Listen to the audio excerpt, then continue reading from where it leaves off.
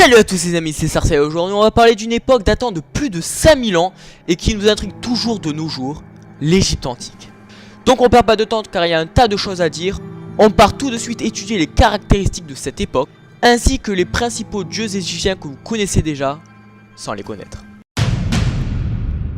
Sachez déjà que les Égyptiens étaient l'un des peuples les plus avancés de l'Antiquité, puisque ce sont les premiers à avoir développé l'écriture, que l'on appelle aujourd'hui hiéroglyphe, soit écriture sacrée, et qui est déchiffrée pour la première fois au 19e siècle par l'égyptologue français Jean-François Champollion. Cette écriture n'est pas une écriture comme nous, puisque les signes représentent des mots. Par exemple, pour dire canard, on dessine un canard. Il faut savoir que l'on utilisait cette écriture que dans les temples et les palais, et que dans la vie commune, on utilise une écriture encore plus simple, appelée hiératique. A l'époque, puisque le papier n'existait pas encore, on utilisait du papyrus, qui est une plante qui pousse dans le Nil et dont ses fibres, une fois séchées, permet de tracer de l'encre noire. Du côté des arts, les Égyptiens antiques sont de sacrés artistes qui aiment les édifices grandioses. Plusieurs temples sont immenses et les statues de dieux ou de pharaons sont gigantesques.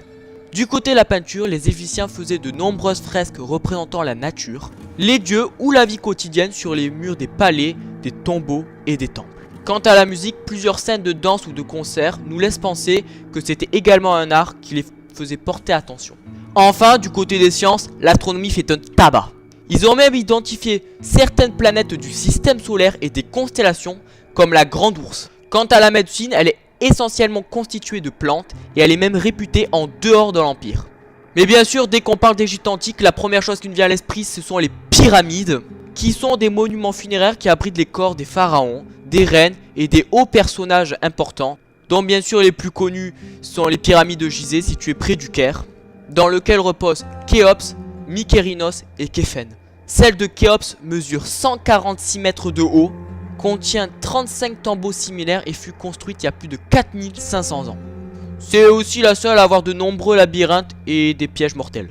Mais bon, il y a tellement de choses encore à dire sur l'Égypte antique qu'il me faudrait même un épisode 2. Donc on va passer à la seconde partie de la vidéo, le top 6 des dieux égyptiens qui, comme dit au début de la vidéo, que vous connaissez déjà sans les connaître. Numéro 1, Osiris. Les dieux primordiaux sont Geb de la terre et Nout du ciel. Ils ont eu des quadruplés, Nephti, Seth, Osiris et Isis. Osiris est un dieu bon pour les hommes car il leur apporte la civilisation, l'agriculture, l'écriture et la musique. Dans la légende, son frère Seth est jaloux de ses qualités. Bon, il est aussi hargneux et hypocrite, enfin le méchant de l'histoire quoi. Il le tue et le découpe en petits morceaux. Bon appétit à ceux qui mangent en regardant la vidéo. Et dont il disperse les morceaux aux 4 coins de l'Égypte. C'est lui qui cause le premier décès. Isis, sœur et femme d'Osiris, on en reparlera plus tard d'Isis, mène l'enquête une fois qu'elle constate sa disparition. Normal quoi. Elle retrouve alors les restes avec l'aide de Nephti et d'Anubis, le dieu des embaumeurs. Soit celui qui conserve les cadavres, enfin on en reparlera plus tard quoi. Puis le reconstitue et le réanime. Mais il ne peut pas retourner avec les hommes, il devient alors le dieu des morts. Numéro 2, Ra et Amon, ou généralement juste appelé Ra. Il est le père de l'univers et le dieu du disque solaire. C'est une divinité vénérée dans toute l'Égypte. Chaque jour, Ra circule avec sa barque solaire d'est en ouest en passant par le sud à midi, comme le fait le soleil chaque jour. La nuit, il emprunte sa pirogue nocturne sous la terre en sens contraire, parcourant et éclairant le pays des morts, dans lequel le serpent Apophis essaie de déstabiliser son embarcation. À la fin de sa vie, une de ses filles se rebelle contre lui. Il préfère alors regagner le ciel pour toujours, tandis que sa fille Hathor, devenue la déesse vache, soutient la voûte céleste. Numéro 3, Anubis. Anubis est le dieu funéraire. Il protège les villes des morts, appelées nécropoles, et il est le seigneur du pays sacré, la contrée de la mort. On ne connaît pas son origine ni ses parents. Son seul travail est d'accueillir les morts, surveiller leur momification, leur mise en tombeau, pour les rendre en quelque sorte immortels.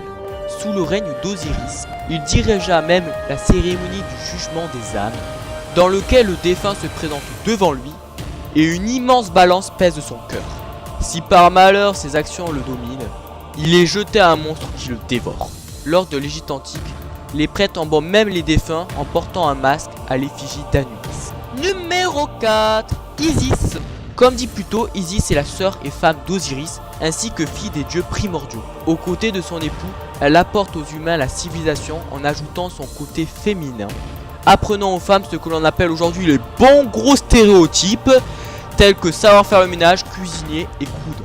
C'est aussi une grande magicienne qui connaît une quantité de formules pour soigner des maladies et des piqûres de scorpions. C'est aussi grâce à la magie qu'elle permet de reconstituer Osiris, qui, heureux d'avoir retrouvé la vie, lui donne un enfant, Horus. Sinon, elle a une sœur qu'on s'en fout un peu, qui est mariée avec son mauvais frère Seth.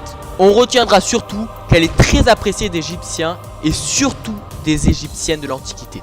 Numéro 5, après la mère, le fils, Horus. Horus est un dieu à tête de faucon, rapace commun de l'Égypte. Ses yeux représentent le soleil et la lune. Il est aussi représenté comme le bébé dans les bras de sa mère, souvent le pouce dans sa bouche, représentant la jeunesse. Pendant sa petite enfance, il était caché dans les roseaux par sa mère Iris car il était petit et faible. Une fois adulte, il veut venger son père et récupérer le royaume usurpé par Seth. Il demande alors aux autres dieux de l'aider, mais les divinités ne prennent pas parti. Cela conduit à une querelle éternelle, le mal contre le bien. Mais finalement, Horus parvient à remonter sur le trône de l'Égypte et il devient le tout premier pharaon. Et enfin, numéro 6, Thoth. Le dernier égyptien que je vais vous présenter aujourd'hui est Thoth. Il est le dieu de l'écriture dont il est l'inventeur ainsi que des travaux intellectuels. Il détient et transmet le savoir et est également l'inventeur du langage. Son savoir est illimité, il peut tout comprendre. Il est également le protecteur des scribes et des magiciens à qui il transmet la science. Ses qualités sont aussi dignes d'agacement des autres dieux. Ils sont jaloux. Voilà, c'est la fin de cette vidéo sur les dieux égyptiens et plus sur globalement l'Égypte antique. J'espère que ça vous aura plu. Plus je cherchais d'informations sur cette vidéo et plus je me rendais compte qu'on pouvait largement faire une deuxième ou plusieurs autres vidéos dessus.